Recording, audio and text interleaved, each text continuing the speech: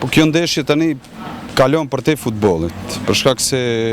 është shumë më emocionale se sa ndeshje tjera dhe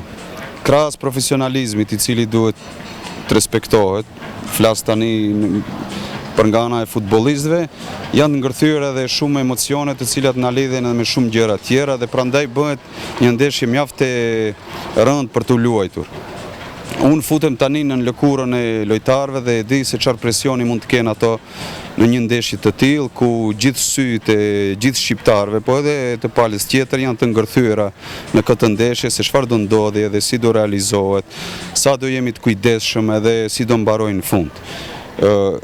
Emocionalisht mua më duhet të flas atë që ngjej dhe them se Shqipëria do dalë fituese, edhe pse në këto lloj ndeshjes, të cilat kanë një peshë mjaft të madhe, siç thash, për te futbollit, çdo moment gjatë atyre 90 minutave do jetë mjaft i rëndësishëm.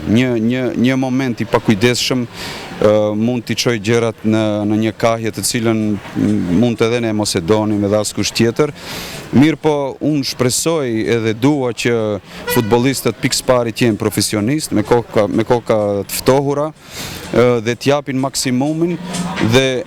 kur marr parasysh kompaktësinë që ka kombëtarja shqiptare dhe përrecurinë që ka pasur këto vitet e fundit në raport me kombëtarin tjetër e cila